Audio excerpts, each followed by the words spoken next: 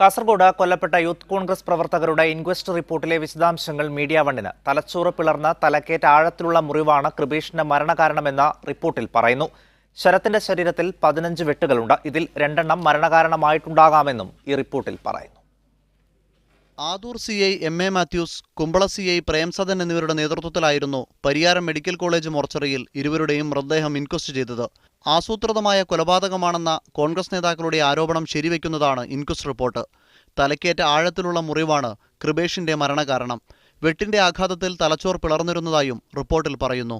ആഴത്തിലുള്ള മറ്റു മുറിവുകളൊന്നും കൃപേഷിന്റെ ശരീരത്തിലില്ല. ശരത്തിന്റെ ശരീരത്തിൽ 15 വെട്ടുകളാണുള്ളത്. ഇതിൽ 2 വെട്ടുകളാണ് മരണകാരണമായത്. ഇടത് നെറ്റി മുതൽ 23 സെന്റിമീറ്റർ നീളത്തിൽ പിന്നിലേക്കുള്ള മുറിവാണ് ഒന്ന്. വലത് ചെവി മുതൽ കഴുത്തുവരെ നീളുന്ന മറ്റൊരു വെട്ടും മരണകാരണമായിട്ടുണ്ടാകാം. ശരത്തിന്റെ കാൽമുട്ടിന് താഴെ മാത്രം 5 വെട്ടുകളുണ്ട്. ഇത് ഓടി രക്ഷപ്പെടാതിരിക്കാനായി ചെയ്തതാകാമെന്നാണ് പോലീസിന്റെ നിഗമനം. 1.25 മണിക്കൂർ നീണ്ട ഇൻക്വസ്റ്റിന്റെ വിശദാംശങ്ങൾ കാസർഗോഡ് ജില്ലാ പോലീസ് മേധാവിക്ക് കൈമാറി. സുനിൽ ഐസക്, മീഡിയ 1, കണ്ണൂർ.